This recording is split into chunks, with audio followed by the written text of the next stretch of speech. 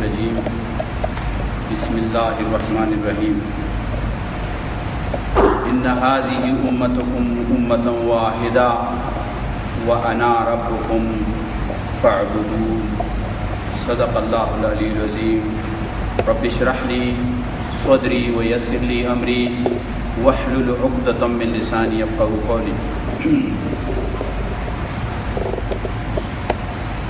میرے انتہائی واجب الاحترام نوجوان ساتھیوں، بھائیوں، بہنوں،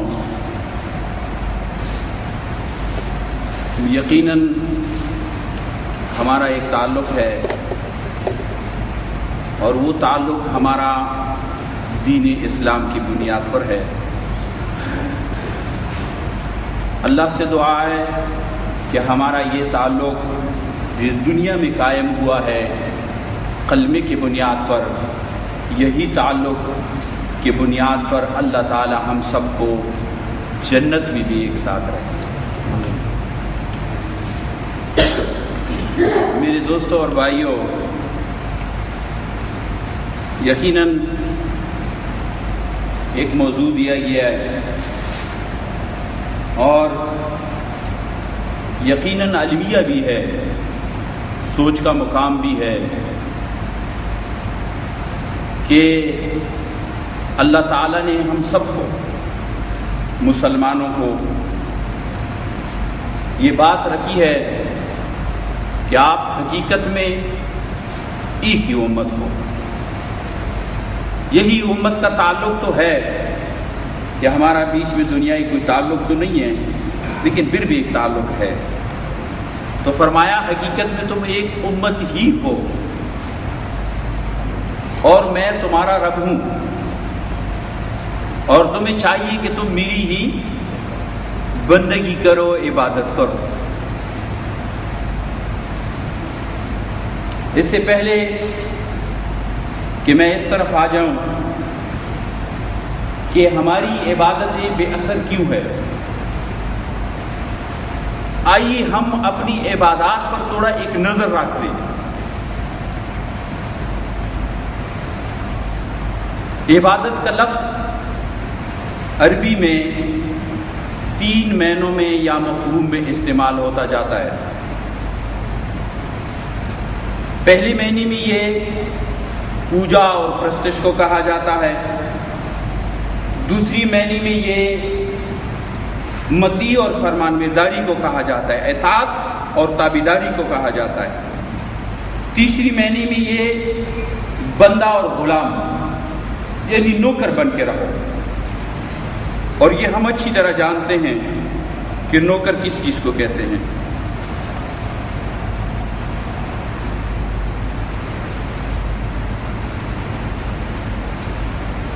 سوال یہ ہے کہ یہ جو پوجا پرستش، یہ مطیع اور فرمان برداری، یہ اور بندہ اور غلام کا جو جمع ہو کر کے ایک ہی لفظ ہے عبادت، اور ہم سب کرتے ہیں، ہم سب کو اعتراف ہے کہ ہم کرتے ہیں اس کو، لیکن یہ سوال پھر کیوں اٹھا کہ عبادت بے اثر کیوں ہو گئی ہے؟ کسی شاعر نے بڑا اچھا اس کے بارے میں لکھا ہے، فرمایا محبت کا جنوں باقی نہیں، محبت کا جنوں باقی نہیں، مسلمانوں کا خون باقی نہیں، صف کج دل پریشان سجدہ بے ذوق، صف کج دل پریشان سجدہ بے ذوق کہ جذبہ اندرون باقی نہیں رہا۔ اسی شاعر کے ان شعروں کو سامنے رکھتی ہوئی غالباً شاعر مشرق نے اس کو اپنے شعر میں سمو کر کے یہ بتایا، عمل سے زندگی بنتی ہے جنت بھی جہنم بھی، یہ خاکی اپنی فطرت میں نہ نوری ہے نہ ناری۔ اور اس بات کو قرآن نے بڑے خوبصورت انداز میں رکھا ہے سامنے۔ سوال ہمارے سامنے یہ ہے کہ عبادت بے اثر کیوں ہے؟ قرآن نے بڑا زبردست انداز میں اس کو رکھا ہے، فرمایا وعد اللہ الذین آمنوا منکم وعملوا الصالحات۔ یاد رکھیے اللہ کا وعدہ ہے، یاد رکھیے اللہ کا وعدہ ہے تم میں سے ان کے ساتھ جو ایمان لائے اور نیک عمل کیے۔ کس چیز کا وعدہ؟ وہ جو ہم پریشان ہیں نا وہ جو ہماری صفیں بگڑی ہوئی ہیں، وہ جو ہمارا سجدہ بے ذوق ہے، اسی کی سامنے رکھتی. فرمایا ان کے ساتھ میرا وعدہ ہے جو ایمان لائے اور نیک عمل کیا، لَيَسْتَخْلِفَنَّهُمْ فِي الْأَرْضِ، میں اس کو اس زمین پہ خلیفہ بناؤں گا، اس زمین پر قائد بناؤں گا، اس زمین میں ان کو اختیارات دوں گا، اس زمین میں ان کو اقتدار دوں گا، اور اس زمین میں ان کو وسائل اور بے حساب امن اور سکون عطا کروں گا. یہی مطلب ہوتا ہے خلیفہ کا. لَيَسْتَخْلِفَنَّهُمْ فِي الْأَرْضِ، میں زمین میں ان کو خلیفہ بناؤں گا. كَمَا اسْتَخْلَفَ الَّذِينَ مِنْ قَبْلِهِمْ، اور ایسا نہیں ہے، تاریخ اس بات کا شاہد ہے کہ میں اسی طرح دوں گا، خلافت دوں گا، اسی طرح اقتدار اور اختیارات ان کو دوں گا جس طرح اس سے پہلے میں نے دوسرے لوگوں کو دیا تھا، جنہوں نے ایمان قبول کیا، جنہوں نے نیک عمل کی، جنہوں نے اس دعوت کو قبول کیا، جنہوں نے عبادات کو اسی طریقے سے ادا کر دیا جس طریقے سے میری ہدایات تھی، تو پھر وہ زمین میں امن اور سکون سے رہے. لہٰذا ان کو بھی بناؤ. میرے عزیز دوستوں اور بھائیوں، کسی بھی کام کے دو پہلو ہوتے ہیں. ایک ہوتا ہے کام کا طریقہ، دوسرا ہوتا ہے کام کا نتیجہ. اور سب سے اہم چیز جو ہوتا ہے وہ اس کا نتیجہ ہوتا ہے. نتیجے کو سامنے رکھتے ہوئے کام کیا جاتا ہے.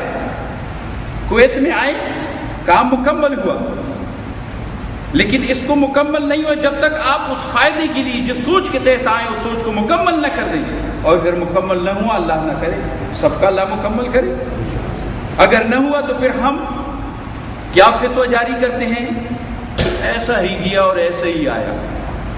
کام اسی طرح ہوا.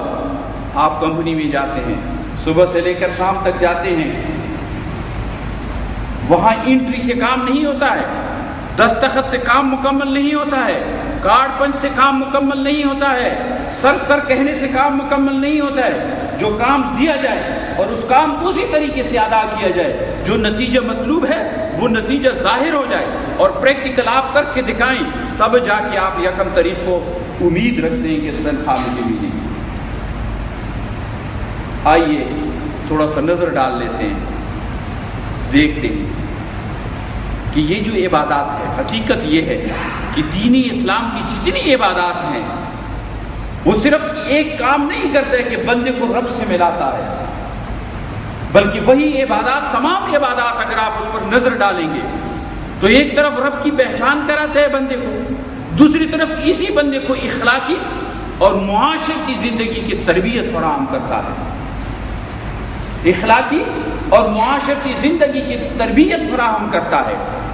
اسی لیے تو آپ کے اور دوسروں میں فرق ہے. اسی لیے تو آپ کو بتایا گیا کہ دوسری قضا لکھا، تمہیں اس طرح میں نے بنایا، تمہیں دوسرے لوگوں سے چن چن کر کے میں نے ایک امت بنایا تمہیں.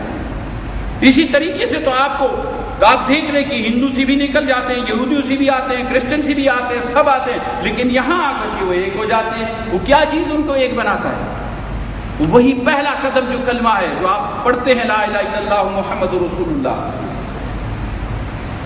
ایک طرف آپ کو اپنی خالق کی پہچان کراتا ہے، آپ کو ایمان اور یقین کی دولت سے مالا مال کرتا ہے، لیکن صرف اتنا بھی نہیں کرتا ہے بلکہ آپ سب کو چن چن کر کے ایک فکر اور ایک نظریہ عطا کرتا ہے، آپ کو متحد کرتا ہے، آپ کے اندر سے تمام تفریقات کو ختم کر دیتا ہے.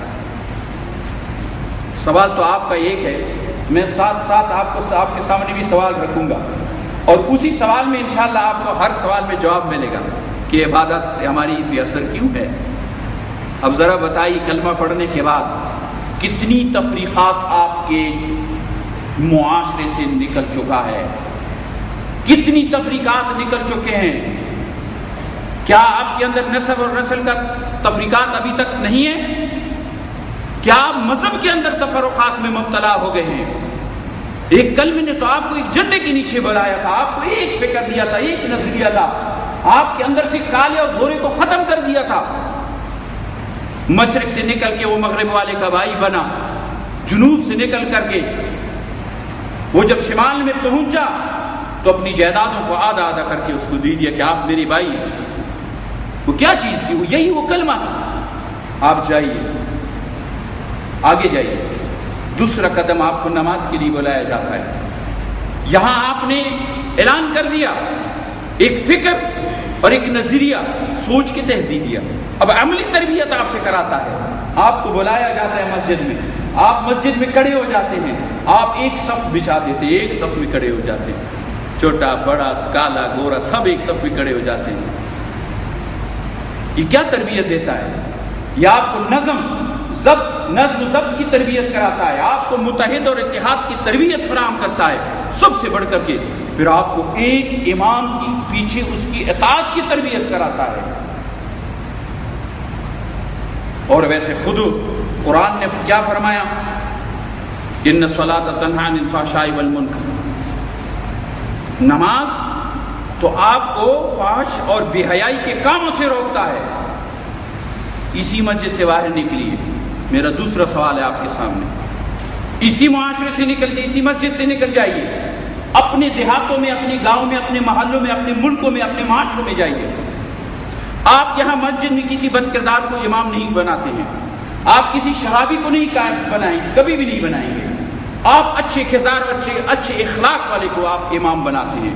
اسی کے پیچھے آپ کھڑے ہو کر کے بڑی تسلی اور اخلاص کے ساتھ آپ نماز پڑھتے ہیں. تو کیا بتاتا ہے آپ کو؟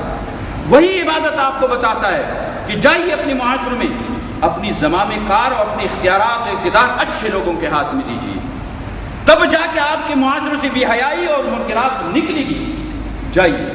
دوسرا سوال ہے, اپنے معاشروں کو دیکھیے, آپ کے زمام کار کن کے ہاتھ میں ہے؟ آپ کے سسٹم چلانے والے, آپ کے بازاروں کا نظام, آپ کی عدالتوں کا نظام, آپ کی چلن اور معاشرے کی دوسری زندگی جو شعبہ جات ہے ان کا نظام کن لوگوں کے ہاتھ میں ہے؟ مسجد میں تو آتے ہیں بڑی تسلی کے ساتھ اور یہاں سے نکل کر کے پھر بے فکر ہو جاتے ہیں, اس لیے کہ عبادات کو اس پوری مفہوم میں ہم نے نہیں لیا ہے. ہم نے صرف پوجا اور پرستش کی حد تک لیا ہے. ہم نے اطاعت اور فرمانبرداری ہم سے بھول گئے. ہم بندہ اور غلام اس کے نہیں رہے. پوجا پرستش بڑا اچھا کرتے ہیں لیکن یہاں سے نکل کے یہ تو نماز کرتا. آپ جائیے, آپ تیسری عبادت کی طرف جائیے. زکوٰۃ آپ دیتے ہیں. زکوٰۃ کا کیا مقصد ہے؟ ایک طرف تو اس کا مقصد یہ ہے کہ اللہ کی رضا حاصل کیا جائے, دوسری طرف انسان کو یہ سمجھاتا ہے کہ یاد رکھیے مقصود صرف دنیا حاصل کرنا نہیں ہے بلکہ مقصود دنیا کے ساتھ ساتھ اللہ کی رضا اور اس کی اطاعت اور اس کے بندوں کی کفالت بھی ذمہ داری ہے کہ غریبوں اور مفلسوں کی خدمت کیا جائے. اور ایک پورا نظام رکھتا ہے. جائیے معاشرے میں دیکھیے کہ اس معاشی نظام کے ذریعے سے جو زکوٰۃ کے ذریعے اسلام نے دیا ہے, ادا کرنے والے کتنے ہیں اور کس طریقے سے ادا کرتے ہیں؟ کیا آپ کے معاشروں میں غربت اور سسٹم ختم ہو گیا, یا غربت اور مفلسی کو کون سے قوانین کے تحت ختم کرنے کی کوشش کی جا رہی ہے؟ وہ سودی نظام ہے جو آپ کے معاشروں میں چلتا پھرتا ہے. تمام بینک سسٹم, اور یہی ہم جو یہاں سے عبادت کرتے ہیں, یہاں سے سجدے کرتے ہیں, ہم ہی ان کے کل پرزے بنی ہوئی ہیں. انہی بینکوں میں, انہی نظام میں ہمارا پیسہ پڑا ہوا ہے. آپ سوال کرتے ہیں کہ عبادات کا اثر کیوں نہیں ہے؟ آپ جائیے, آپ اس زکوٰۃ کا سسٹم جو ایک معاشی سسٹم ہے, نظام ہے, قرآن نے دیا ہے, کتنا آپ کے معاشرے میں رائج ہے. آپ جائیے, چوتھے طرف جائیے, آپ روزہ